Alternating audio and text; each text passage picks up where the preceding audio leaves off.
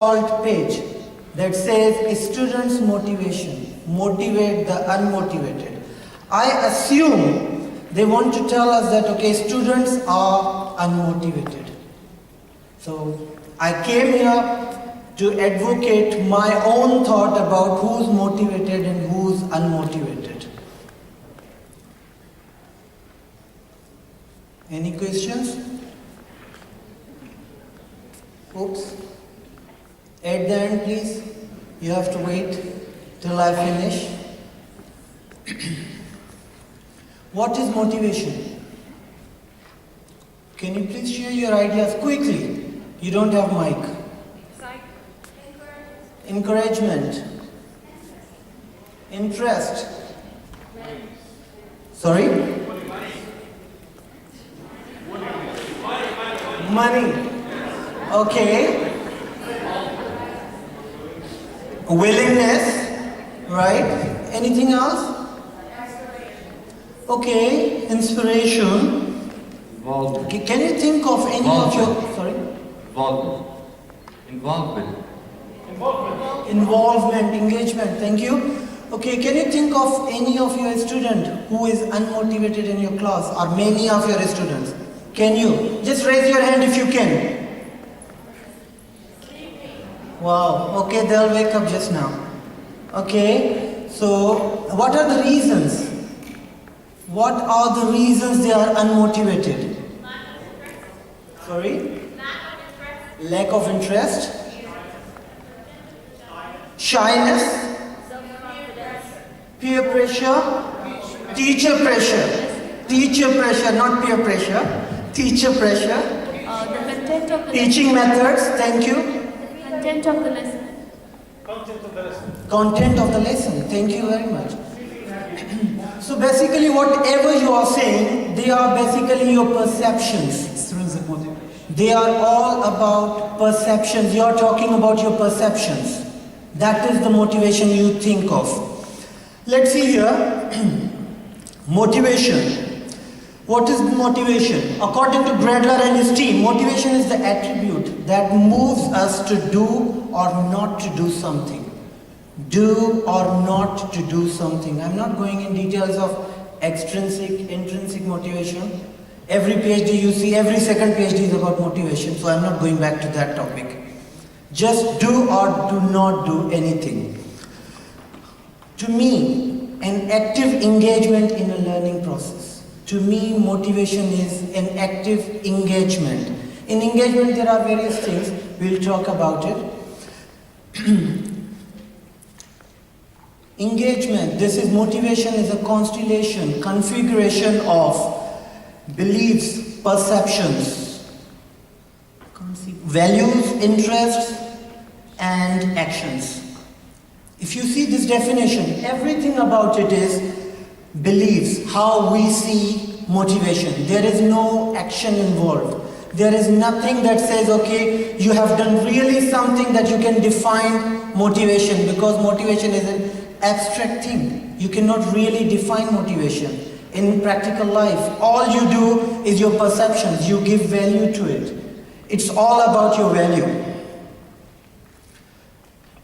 This is, where did you see this one? Can you tell me, where did you see this one? Here. Why is this?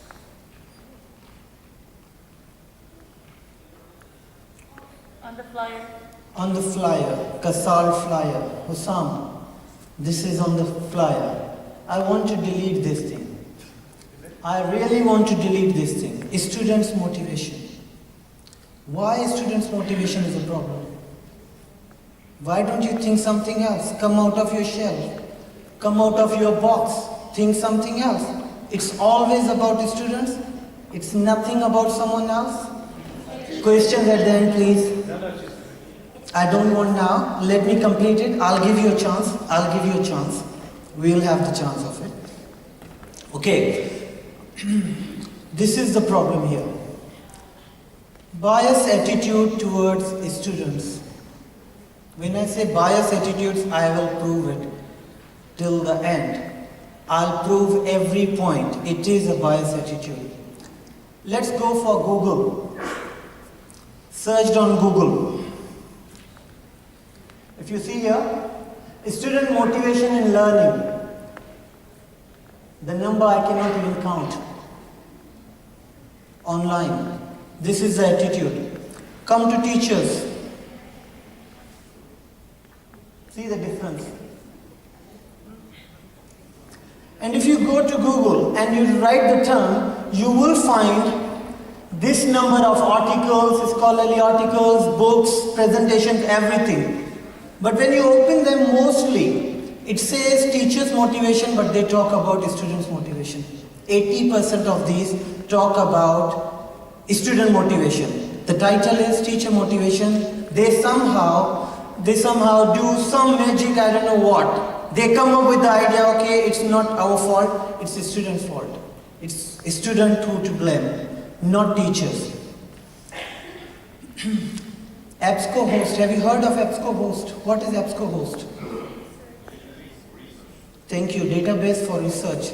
The most reliable database for research. I did a search on that one also. You see here now, before that one, come to this one here. Unmotivated students.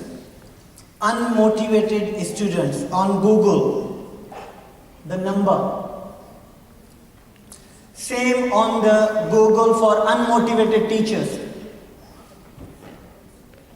Only 10,000. 10,000 articles, blogs, videos, PowerPoint presentations in Google. So basically, they say that, okay, there's no problem with teachers, the problem is with the students. This is our bias attitude. Moving to EBSCO. EBSCO, results. You see here, 49,332 studies about student motivation. Come to teacher motivation.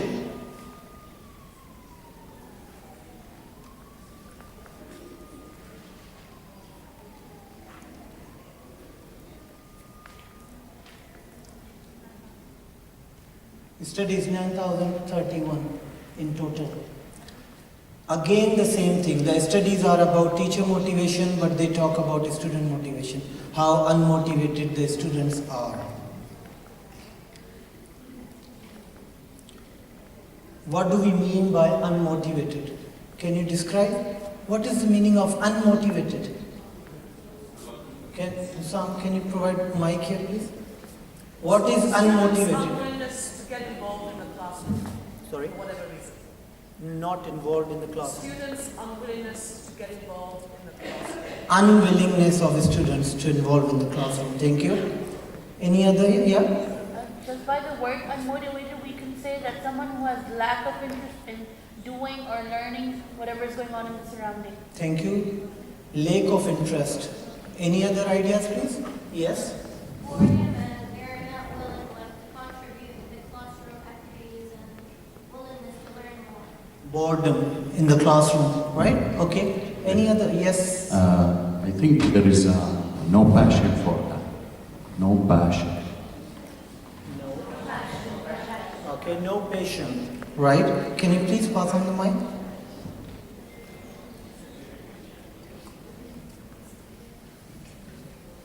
Lazy. Even though the students are active in the classroom with me, self-motivation outside the classroom is virtually non-existent. So you mean to say students are lazy? Am I right? Students are lazy? That's what you mean? Not all of them. Okay, when I say I don't mean all of them, even for the teachers, please don't take it all of you. Except me, you can consider yourself. I'm out of it. Right? Anyone else here? They probably can't connect with the content. They can't relate to the content. Disconnection with the content. Disconnection with the content. Okay? Whatever reasons you are giving, can you just think for maybe 10 seconds? Who are they related to? Are they related to students, the reasons, or are they related to the educators? Both ways. Both ways. Thank you. They are related to. teachers and students, we have to blame someone. So let's blame students. They can't say anything, let's blame students. Stop labeling students. There is no word for me, unmotivated. I don't believe in the word unmotivated. There is no word. You can say not engaged, not interested. There is nothing called unmotivated. As we have a word called lazy, there is nothing called laziness. There is nothing called laziness. We delay our actions due to some situations. Here also we have the same thing. Unmotivated because of some situations. What are those situations? Think of it. This is simple here. Would you call underperforming teacher unmotivated teacher? Really? Okay. When we get the CR, when you get the report, professional development report, mostly know here if they are from King Abdulaziz University, PDU, do you get the label you are unmotivated? What do you get it? Underperforming. Sorry? Needs development. Needs development. Thank you very much. So why can't we say students also needs development? Why are we using they are unmotivated, lazy students? Teachers can be lazy. Teachers can be unmotivated. Let's put the term unmotivated teachers. He is unmotivated teacher. If he is unmotivated, he is not a teacher. Then there is a contrast. If he is unmotivated, he is not a teacher. He should go and do something else. With the student also, don't call them unmotivated students. Say unmotivated boy. If he is a student, he is learning something, help him. Don't call him unmotivated. This is the biggest thing. This is the biggest major problem here. Our perception of the students. Because of that perception, we move on. Let me take you back in 1960s and 70s. As we are talking about technology, I know a little bit about technology. In 1960s and 70s in language teaching, they brought learning laboratories. 1960s. From 1960s to 70s, they brought learning laboratories. Have you seen learning laboratories? Yeah? No? Go. You have a class, computer is there, you have the headphone, you listen to the native speaker, the model, you listen, you imitate, and then you become a parrot. That's what that is the concept. That is the concept. Drill and practice, drill and practice. That is behavioristic approach. From there, when they realized, no, it's not helping, they moved on to CLT. What is CLT? Thank you, everyone knows that. CLT, they moved to communicative approach. Language teaching, communicative language teaching. Why they moved it? Because they found it that, okay, students are not learning anything. All they do, they are trying to be someone else. They are losing their identity. So they moved on to this one. And since that time, since 70s, late 70s till today, we are still stuck there. We are still following the same thing. We are still doing the same. What had been happening. So basically, our perception about teaching hasn't changed. Our perception about students, unmotivated students, is still there. So we don't want to challenge that one. What happens? Reasons that students are not motivated. These are just few common reasons that I have come up with. Let's see the reasons. Level of assigned work. Just in back of your mind, keep one thing in, that who's doing all these things? Non-engaging classroom instructions. Instruction doesn't mean to come and then say something. Instructions means your pedagogy. I mean to say the way you teach, the techniques. Inadequate payoff. They don't want to see any of the reasons of learning something.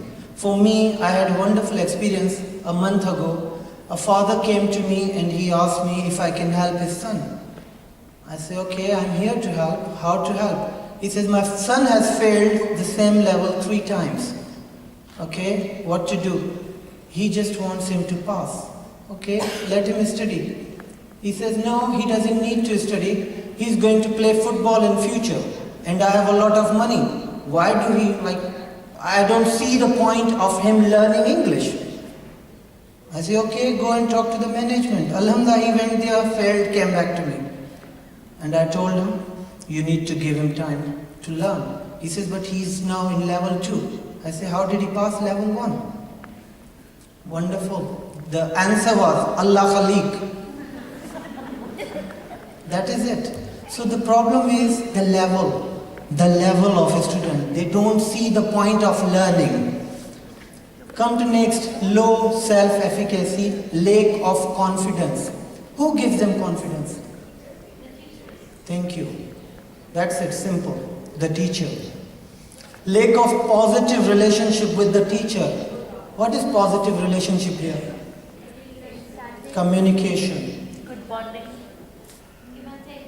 Good understanding. Understanding. No teacher-student class. To me, it's more like learning the attitude of students. Maybe the feedback as well. Yeah, reinforcement, feedback, learning the needs of the student. To me, that is the relationship we need to build up. Who is to blame? Don't blame me. Who's to blame? I think it's perhaps a combination of both. Pure teacher attitude. No, I don't know. Tell me that, okay, I am to be blamed because I have done all these things. I am doing all these things, and then you are saying student is unmotivated. For me, teacher is unmotivated. That's it. Take the blame. Education is simply the soul of a society as it passes from one generation to other. Gilbert says, generation, you see the term here, the word generation. Do we realize this is a different generation? And what do we do? What do we do? Go back to CLT. Back to CLT. 70s. Go back there because my father taught me. My grandfather was taught the way I am teaching. So we go back. Generation. That is the problem here. We need to see this generation. What kind of generation is it? Do they need all these things what we are doing, or they have different demands? Do they really need to know communicative language teaching approaches? What is their style of living? What is their attitude towards learning? What do they want? What is the payoff for them? I am not talking about English language teaching, please don't mistake me. I am talking about general education. Wow, okay. What's it? Computer. A caveman. What's happening? Is it learning? He's trying to break the tools that are used for learning. That's what we use. We don't use technology. We abuse technology. We misuse technology. All I do, put the presentation and I'm happy. Wow, Suhail, you did a wonderful job. Using technology in the classroom. This is the same thing. I think he's not abusing technology. He is pressing the button. If it doesn't work, he'll break it. If you have the mic, it doesn't mean you can interrupt. Keep your questions till the end. That's it. What is it? When did I say he's abusing the technology? I say we are abusing the technology. You have to wait. What is this? Digital divide. This is the problem. Digital divide. We are not digital citizens. Our students are digital citizens. Let me give you another example. Here's it. The digital device is the difference between the people who have access to digital tools and those that do not. In 2012, I don't agree. I completely disagree. It doesn't mean you have the tool and then you are digital citizen. You need to learn the rules. We all have the mobile phones. Before, okay, in 70s, 80s, the problem was students couldn't afford computers. That's why they had the labs. Now they have the computers in their hands. So I'm going to write to him. He needs to change something.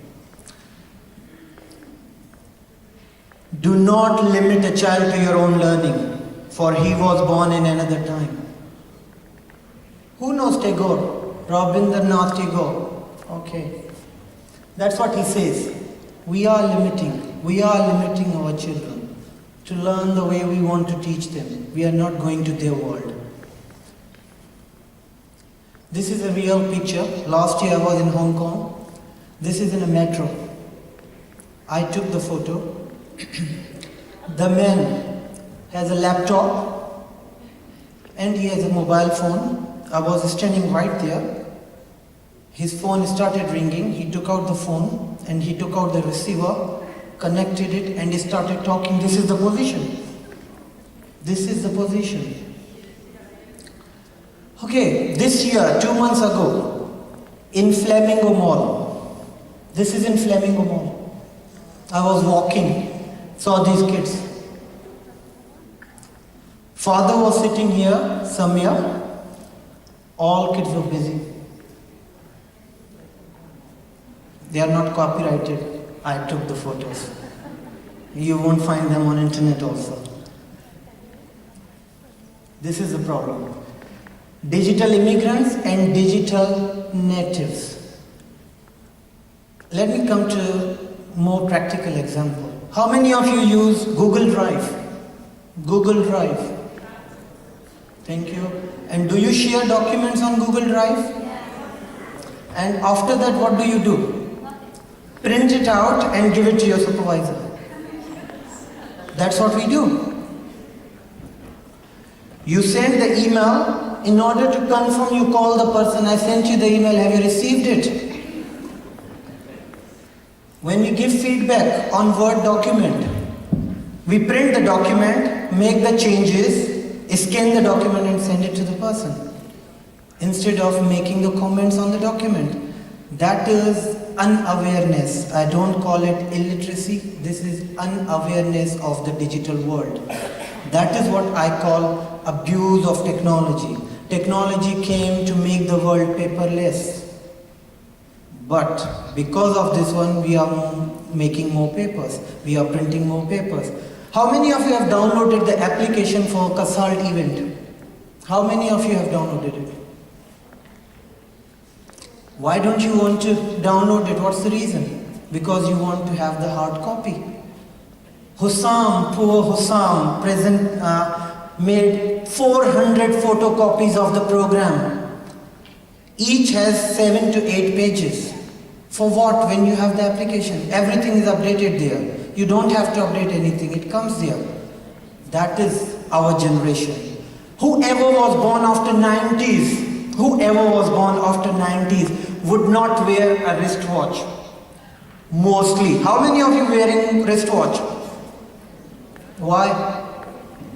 To see the time? Thank you. And your mobile phone doesn't show you the right time. This is the difference.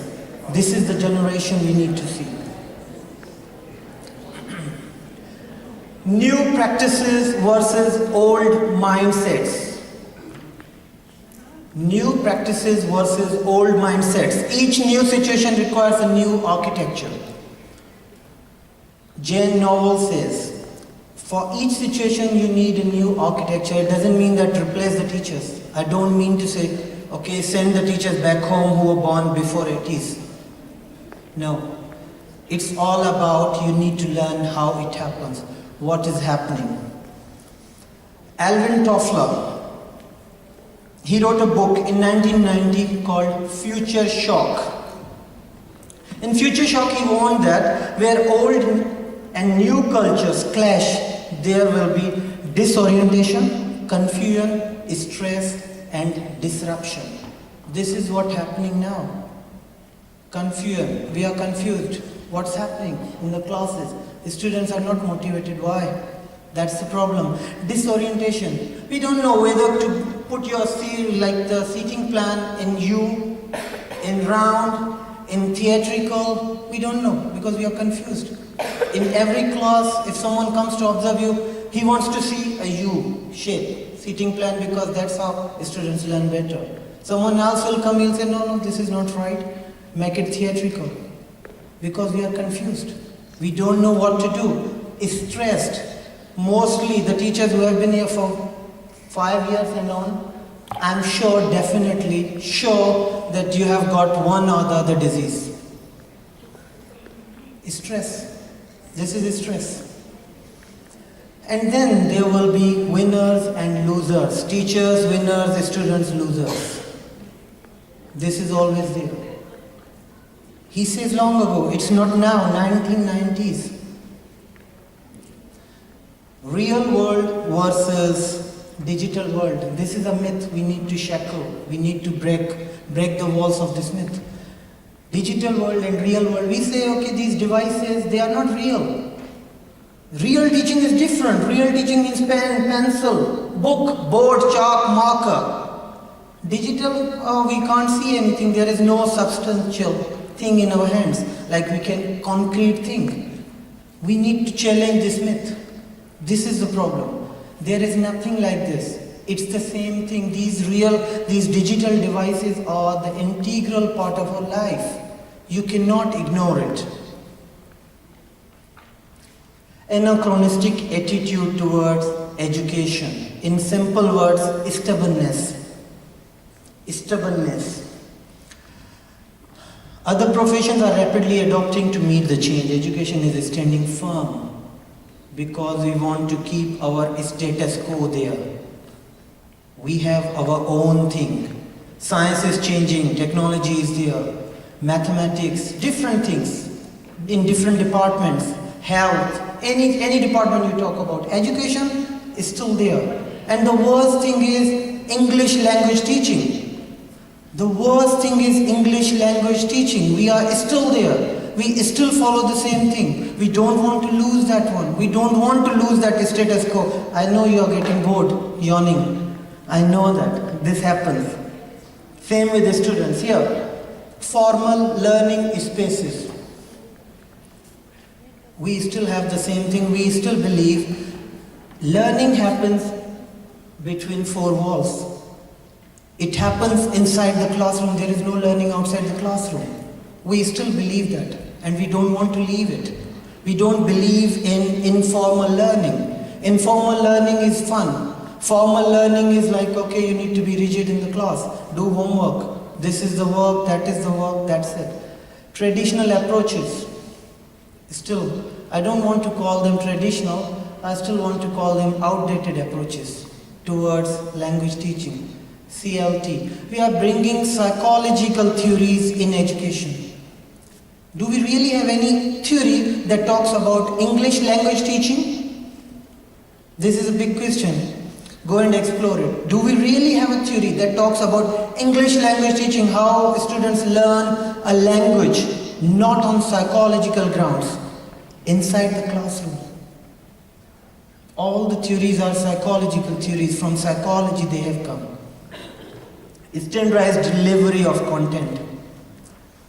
Same thing, giving text, read the text, answer the questions in different ways. If you are more like advanced in teaching, you do CELTA and DELTA and bring some different changes. It's still the same. It's still the same. Book is there. Why do we use book when they have digital devices? This is a question.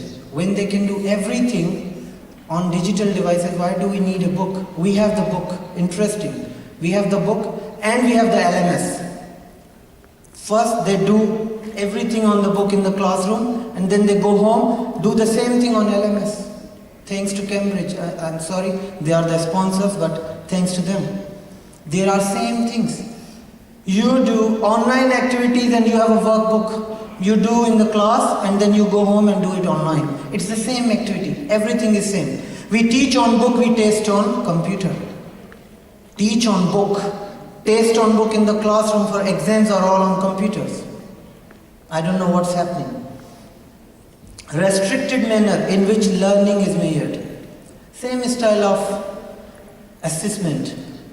This way MCQs, that way MCQs, 90%, 80%, 60%. Do they really care about their percentage? Yes, they do, to get admission. But is it learning? Are they learning something? To me, no. Whose attitude? Who has the problem here? Don't tell me, students, please. Teachers, thank you. Okay, don't get disappointed. Okay, we have some positive sides also. Teachers' behaviors are important determinants for a student's motivation and engagement. Technology barriers for teachers. Oh, there comes the trouble. Technology barriers. Teachers complain about it. That okay, this is the problem and that is the problem. What is the first problem? I say there are two kind of barriers. External barriers and internal barriers. You can call it intrinsic motivation or extrinsic motivation, whatever. But I prefer external barriers and internal barriers. External barriers, financial burden, lack of time, lack of accessibility, lack of effective training. Are they real, the barriers? Are these barriers real? Yes, anyone? Are they real? Yes. Please be careful before you say yes. Thank you. First of all, financial burden. What is financial burden? Do we need big devices? Do we need labs? Every student has a phone. Every student has a phone. I did a survey. Out of 3,000 students have smartphones. And some of them have 2, some of them have 3. Anyone here who doesn't have a smartphone? Please raise hand. I won't embarrass you. Okay. Please update yourself. Update yourself. I saw you, update yourself. Lack of time. Lack of time. The problem here, why we say we don't have time. We have passing guide, we have this and we have that, because we consider technology as a separate entity. We don't consider technology as a tool that supports, that helps, facilitates learning. That is the problem. So once you integrate technology in your curriculum, there won't be any problem. There won't be any lack of time excuse. Lack of accessibility, everyone has internet, everyone has devices. Simple, you cannot say. Lack of effective training. That is another problem. You have training. There's no problem with the training. The problem is with the trainer. It's not with the training, the problem is with the trainer. You are a student there. Problem is with the trainer because he's not giving you the right thing. He's not teaching you how to integrate technology. They all come here and show you this is the application, that's how you use it. This is WhatsApp, use it. How to use it? How can I teach present simple tense using WhatsApp? No one teaches you. That is the problem. Internal barriers, lack of confidence. We are not confident because we don't know how to use it. The other thing is, we are not confident because we know that our students know better than we do. They know much about technology, we don't know that much. So this is one reason. Lack of competence, skills, how to use it, related to the training. Skills related to the training again. You need to learn. You need to be a digital, not a citizen, but at least try to be digital, native, close to native at least. Close to native. Resistance to change and negative attitude, this is the biggest problem. This is the biggest problem. Like I have been talking about attitude, this is the main reason that we don't want to do this. Then there is a clash of cultures, clash of clans. That is the problem. We don't want to do this. Basically, to me, all these things, technophobia of teachers. You are so scared to use technology. There's no other reason. You are too scared to use technology. The only way we can begin to think about our possible futures is to take a leap of imagination outside and beyond. Come out of your comfort zone. Out of your comfort zone, you can do a lot. Learning is, this is the final words, learning is a continuing challenge in this ever-changing world that requires ACT. There is no term ACT, this is my own term. ACT is acceptance, commitment and technology. technology plus pedagogy. We need to act. We need to accept this. We need to be aware of this. Not only aware, you need to be practical.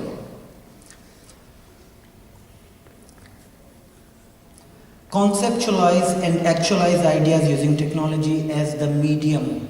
You cannot give all the projects on computers. Computers are not for everything. They are just the medium, they are the tools. They are the tools, mobile phones, any device, even book. Take a book, take a pen, they are just the tools. They facilitate learning. They are not the sole thing of learning. They don't do anything more than helping you. For helping, you need to do something, then it will help you. You need to plan better. Understand the theory behind the practice. Don't apply everything. He said this, Suhail said, do it. No. Understand the logic. If you are doing this, why are you doing it? Is there any reason? Will the students take it? Will they like it? Not for any reason. And I can claim that any subject you want to teach, through your pedagogy you can use technology. The problem is how to use it, how to integrate it properly. May you have a strong foundation when the winds of changes shift. They are shifting. They are shifting. We need to have a strong foundation. It is from a poem, Forever Young. You can find it online. Simple. A word to the wise and necessary. It's the stupid ones that need the advice. I'm not giving you any advice. Not giving you any advice. All I did, I presented the case in front of you. There are so many sessions. Today, inshallah, teachers are there, presenters are ready to tell you how to integrate technology effectively. I'm not going to do this one.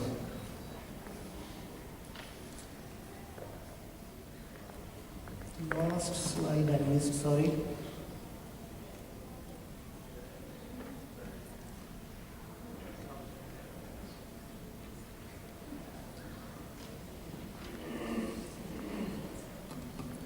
Okay, the mic ready? Ask any questions if you have. Can you please go back to the slide with the acronym? I'll send you the slide. Do you want to discuss something or you want just to take a photo? You just want a photo. I'll send you the slide. Yeah. Any questions?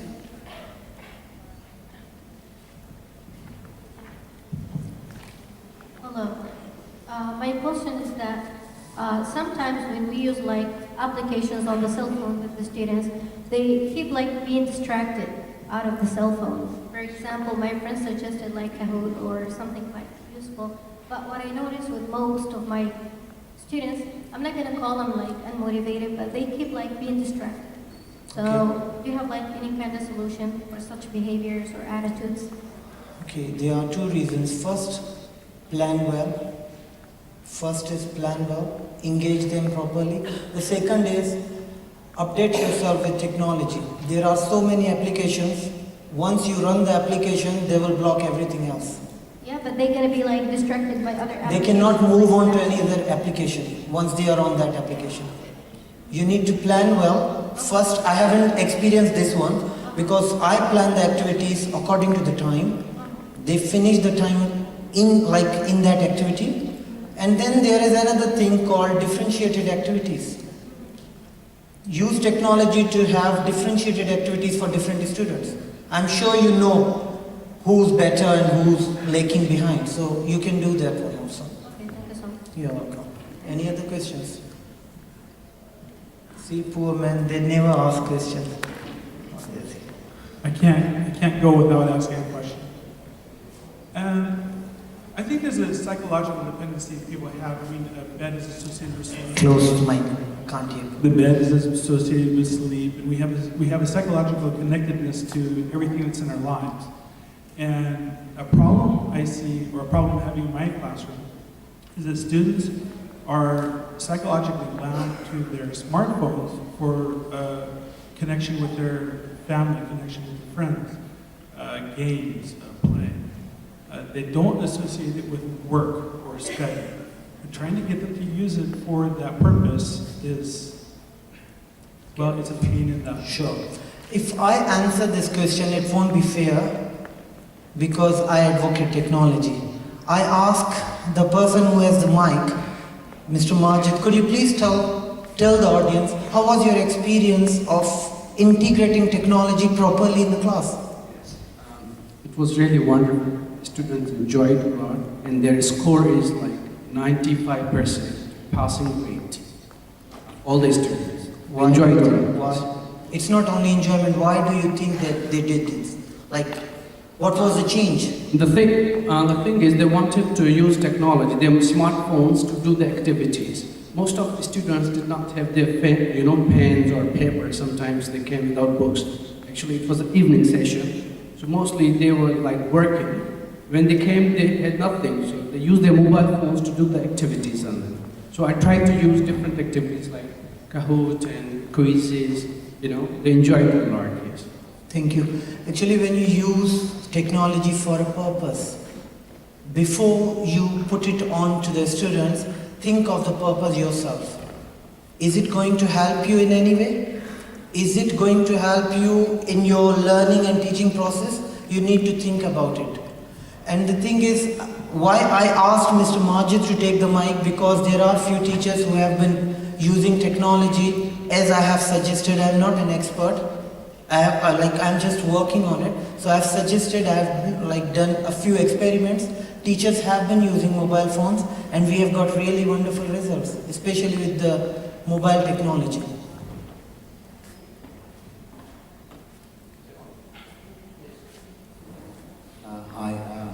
I just wanted to comment on this excellent presentation and raising this very important issue related to a very important term that has been widely discussed in research, which is motivation. Perhaps as you spoke about generations, and we probably, maybe there's a stereotype that we teach the way we were taught, which shouldn't be actually. One of the things that when I did my PhD, the topic was the barriers to the integration of technology, and one of the interesting facts that I found in my research was a lack of planning from the institute itself for a technology integration, and that has actually affected the whole integration process along the way, and that affected even the classrooms integration of technology. I have seen that in many institutes that I've worked for the past 10 years, and I think one of the most important boosts for technology integration is having a plan in written, so everybody will be on the same page, teacher, administrator, top management of that place, and not only that, also the integration of that technology has to be written in the syllabus itself. So we ensure as an institute that every teacher is obligated to integrate that technology. One of the terms, and I'm not going to be long, that I have came on the literature when I was doing my research, is actually repurposing technology. And what that means is we actually use different technology that has been used in different fields and repurpose it into the integration of, let's say, English language teaching. For example, I'll give you a very quick example using the calculus in the teaching of some word like subtractions and things like that. So I think the issue of motivations and technology are very, very important, should be discussed on every institute and how it has to be well integrated in the classrooms. Thank you so much. Thank you very much. I appreciate your comments. That is the problem. I didn't mean teachers are the problem, educators. So we are stakeholders of our students' future. So we need to think in that way. Thank you. Last question. While integrating technology, I had a problem in writing tasks actually.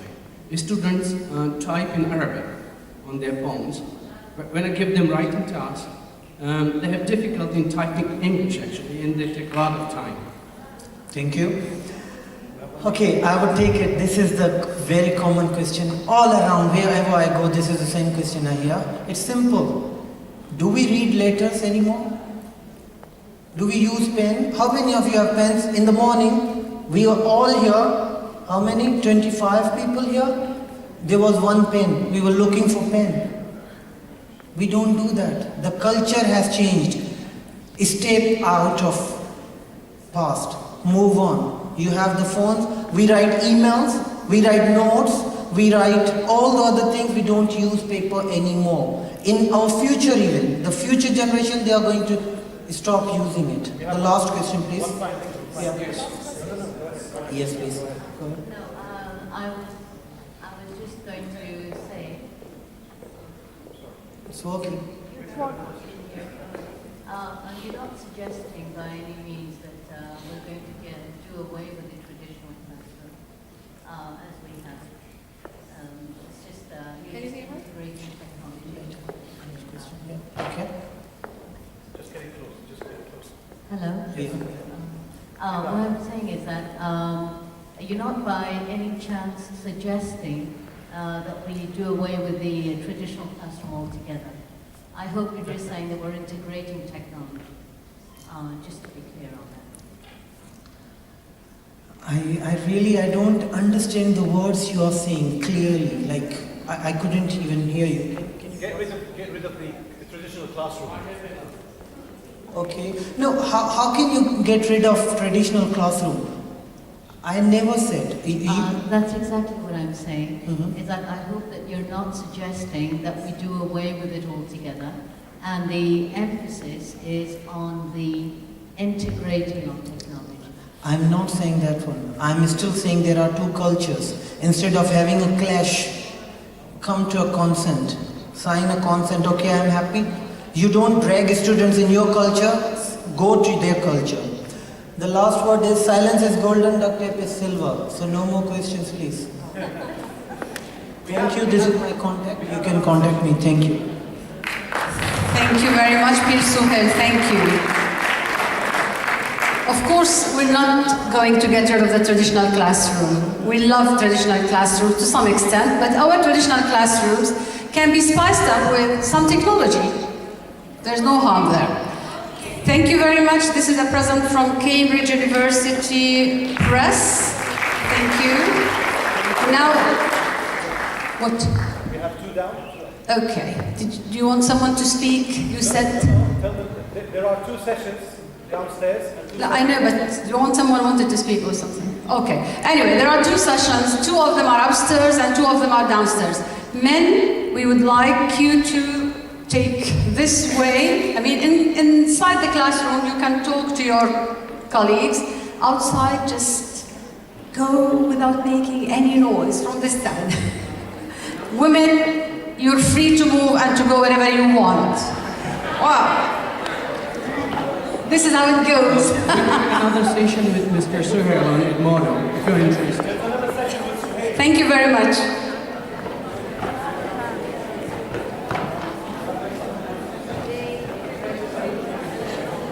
Maintenance. Can we take these? Are there microphones in the rooms, or shall we take these? Thank you.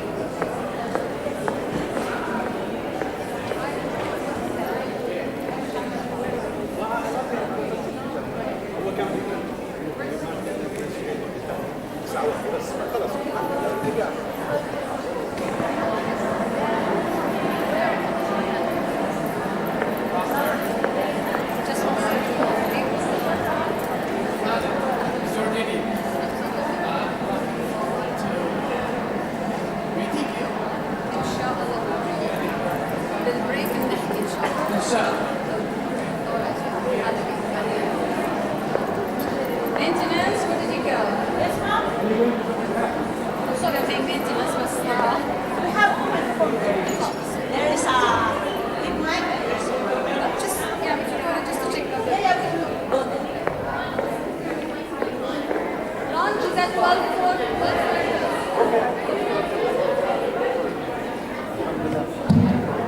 Oh, hello, Pamela. Are you okay? Are you you